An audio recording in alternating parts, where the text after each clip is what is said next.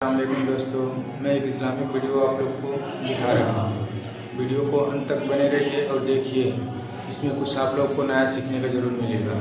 میں آپ سے پھر ملتا ہوں، پہلے ویڈیو دیکھیے اس کو۔ قرآن کی سب سے بڑی پریڈکشنز میں سے ایک دا گریٹ رومن ایمپائر کے بارے میں تھی۔ جب سپر پاور رومن ایمپائر بالکل ختم ہونے والی تھی، اسی ٹائم قرآن نے کہا کہ نہیں، جنگ رومن ایمپائر ہی جیتے گی۔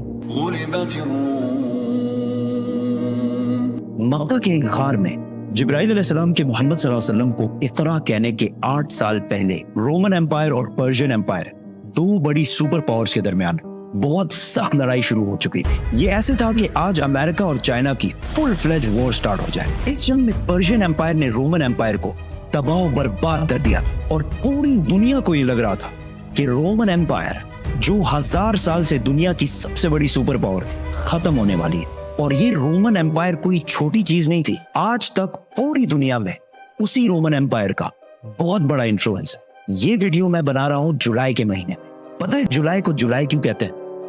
رومن بادشاہ جولیس سیزر کی وجہ سے، جو رومن ایمپائر کا پہلا بڑا بادشاہ تھا۔ اور جولائی کے بعد آف کورس اگست آئے گا، جو رومنز کے دوسرے بڑے بادشاہ اگسٹس کے نام پر رکھا گیا ہے۔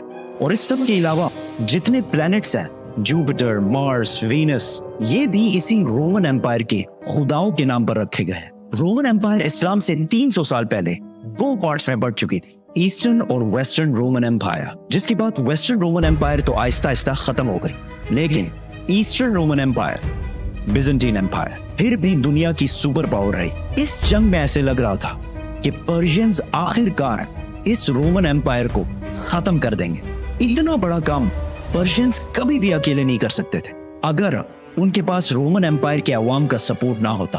جنگ سے پہلے رومن ایمپائر کے عوام اپنے بادشاہ اور اپنے فوج سے بہت تنگ آ چکے تھے، کیونکہ اسلام سے 8 سال پہلے رومن بادشاہ موریس، جس کو عوام بہت پسند کرتی تھی، اس کے آرمی جنرل فوکس نے تخت سے ہٹا دیا تھا، اور اس کی بیوی اور 8 بچوں کو اس کے آنکھوں کے سامنے بہت ہی بری طرح قتل کر دیا تھا، اور ان سب کے سروں کو استنبول نے، اس زمانے میں کانسٹینٹینوپل میں، ساری عوام کے سامنے لٹکا دیے تھے۔ تو یہ سب دیکھ کر رومن ایمپائر کی عوام نے اس نئے بادشاہ کے خلاف ہر طرف بغاوت شروع کر دی۔ تو جیسے ہر طاقتور کرتا ہے، اس نے ان پروٹیسٹرز کو پوری طرح کرش کیا، اور ہزاروں لوگوں کو جیلوں میں ڈالا، اور ہزاروں لوگوں کو قتل بھی کیا، تاکہ عوام میں خوف پھیل جائے۔ لیکن آہستہ آہستہ یہ پروٹیسٹ اور بھی زیادہ پھیلتے گئے۔ یہ سب کچھ سنا نہیں لگ رہا؟ پرشین بادشاہ خسرو نے جب دیکھا کہ رومن ایمپائر کی عوام اپنے بادشاہ کے خلاف ہو گئی ہے، تو اس نے اس ٹائم کا فل فائدہ اٹھایا اور رومن ایمپائر پر حملہ کر دیا، اور آہستہ آہستہ رومن ایمپائر کی بہت امپورٹنٹ پروونسز، سیریا، ایجپٹ، فلسطین پر قبضہ کر لیا۔ تو آہستہ آہستہ رومن ایمپائر کی عوام اور فوج کو سمجھ آ گئی کہ فوکس سے نہ ہو پائے گا، تو انہوں نے افریقہ کے گورنر، جس کی لوگ بہت عزت کرتے تھے، اس سے مدد مانگی۔ تو اس نے اپنا بیٹا ہراکلس کو کانسٹینٹینوپل بھیجا۔ جیسے ہی وہ پہنچا، عوام اور فوج نے مل کر پچھلے بادشاہ کو ہٹا دیا اور ہراکلس کو اپنا نیا ایمپرر بنایا، اور فوکس کے ساتھ وہی کچھ کیا جو اس نے پچھلے بادشاہ کے ساتھ کیا تھا۔ ہراکلس جیسے ہی بادشاہ بنا، اسے پتا چلا کہ 90,000 کرسچنز کو قتل کر کے پرشینز نے یہودیوں کی مدد سے فلسطین پر قبضہ کر لیا ہے، اور کرسچنز کی سب سے مقدس ہولی جگہ دا ہولی سیپلکر کو تباہ کر دیا ہے۔ اس کی کرسچینٹی میں وہی اہمیت ہے جو اسلام میں بیت اللہ شریف کی ہے، اور وہ کراس جس پر جیزس کو مارا گیا تھا اکارڈنگ ٹو دا کرسچنز، اسے وہاں سے اٹھا کر اپنے کیپٹل تھیسیفون مدین لے گئے ہیں۔ یہ ایسی تھا کہ آج کعبہ سے کوئی حجر اسود اٹھا کے لے جائے۔ کین یو امیجن دنیا میں کیا ہوگا؟ اس جنگ میں رومنز کس لیول تک ہار چکے تھے، اس کا اندازہ اس لیٹر سے ہوگا جو پرشیا کے بادشاہ خسرو نے رومن ایمپرر ہراکلس کو لکھا تھا، جو آج تک بالکل ٹھیک ٹھاک موجود ہے۔ فرام خسرو، سب خداؤں سے بڑا خدا، master of the whole world, ٹو ہراکلس، میرا ایک چھوٹا سا غلام، تم کہتے ہو تمہارا خدا سب سے بڑا ہے، تو کدھر ہے وہ خدا؟ اور اس نے جیروسلم کو مجھ سے بچایا کیوں نہیں؟ یہ سب 2 سپر پاورز کے درمیان ادھر ہو رہا تھا، لیکن اس سے بہت دور مکہ کے غار میں خدا نے ایک آدمی کی طرف اپنا ایک فرشتہ بھیجا اور کہا، Muhammad, read. इस्लाम ने आते ही यहूदियों और क्रिश्चियंस के सारे पैगंबरों को सही कहा, जिसकी वजह से पहले लोगों को लग रहा था कि इस्लाम एक नया रिलीजन नहीं बल्कि क्रिश्चियनिटी की ही एक ब्रांच है। तो मक्का वाले मुसलमानों को ताने देने लगे कि जिस तरह आग की इबादत करने वाले पर्शियंस ने रोमन एम्पायर को तबाह कर दिया है, उसी तरह हम तुम मुसलमानों को भी तबाह करेंगे। उस टाइम क्रिश्चियंस और मुसलमानों का एक ही हाल था और दोनों का इन हालात से निकलना इम्पॉसिबल लग रहा था। इतने टेंस और सख्त टाइम में अल्लाह ने कुरान के सूरह रोम में रोमन्स और मुसलमानों दोनों की कामयाबी की प्रेडिक्शन की। बिस्मिल्लाहिर्रहमानिर्रहीम। पास वाले मुल्क में रोमन्स डिफीट हो चुके हैं, लेकिन इस हार के कुछ ही साल बाद ये दोबारा कामयाब होंगे और वो दिन वो होगा जब अल्लाह की दी हुई फतह पर मुसलमान खुशियां मना रहे होंगे। इन आयत में 2 प्रेडिक्शंस की गई है कि आज तो रोमन्स हार रहे हैं, लेकिन कुछ सालों बाद रोमन्स दोबारा कामयाब होंगे और उसी दिन मुसलमान भी अपनी कामयाबी का जश्न मना रहे होंगे।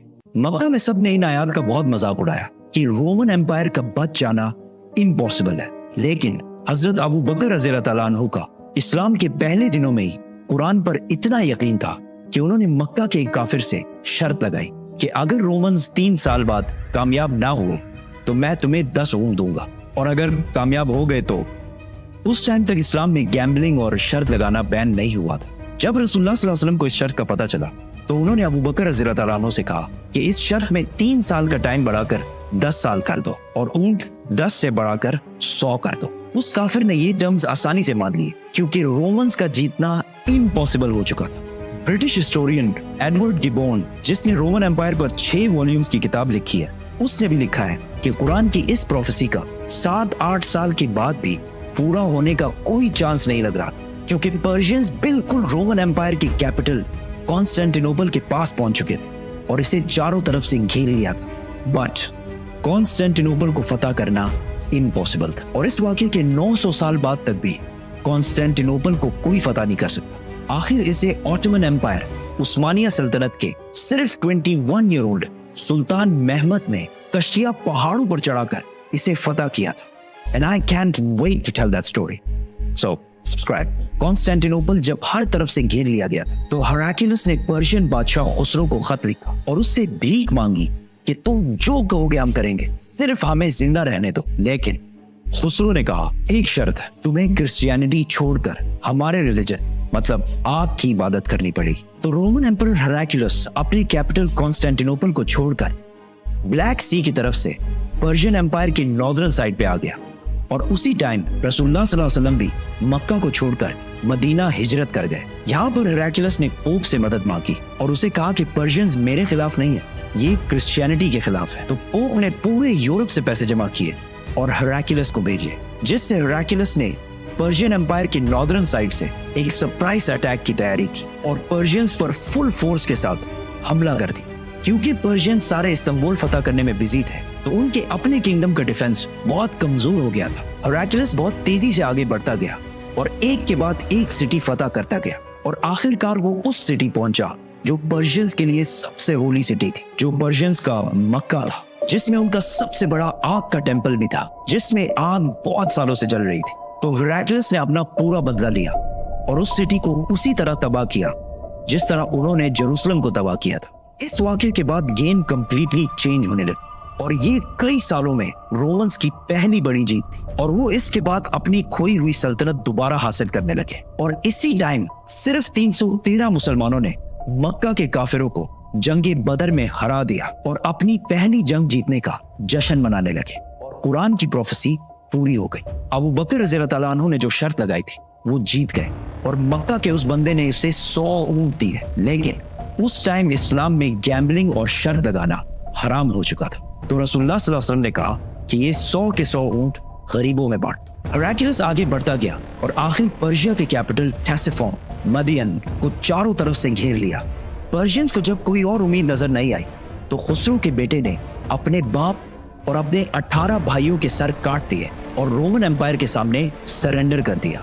और इस जंग में रोमन एम्पायर का जितना नुकसान हुआ था वो सारे पैसे वापस करने का वादा किया और अपनी सारी फौज को रोमन एम्पायर से वापस बुला लिया।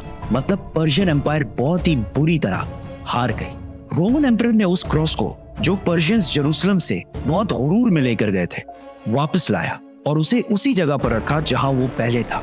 और इसी साल मुसलमानों और मक्का वालों के दरमियान सुलह हुदैबिया की हिस्टोरिक एग्रीमेंट हुई, जिससे मुसलमानों की तकदीर हमेशा के लिए बदल गई और कुरान ने इसे एक बहुत बड़ी फतह कहा। हेराक्लियस अब तो दुनिया का सबसे ताकतवर बादशाह बन गया था। लेकिन सुलह हुदैबिया के कुछ ही अरसे बाद रसूलुल्लाह सल्लल्लाहु अलैहि वसल्लम ने इसी हेराक्लियस को एक लेटर लिखा और इसे इस्लाम की दावत दी, लेकिन हेराक्लियस नहीं माना और अगले कुछ ही सालों में मुसलमानों ने ऑलमोस्ट पूरी रोमन एम्पायर को फतह कर लिया, और सिर्फ रोमन एम्पायर को नहीं, पर्शियन एम्पायर को भी फतह कर लिया। और आज तक मुसलमानों से ये इलाके दोबारा कोई भी नहीं छीन सका।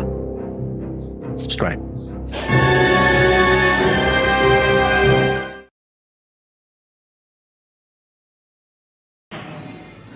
आप लोग बताइए कि वीडियो कैसा लगा, वीडियो अच्छा लगा या कैसा लगा। वीडियो को लाइक करें, शेयर करें, कमेंट करें। अगर ऐसा ही वीडियो आप लोग को पसंद है और देखना चाहते हैं तो नेक्स्ट वीडियो के लिए मेरे चैनल को सब्सक्राइब जरूर करें। खुदा हाफ़िज़।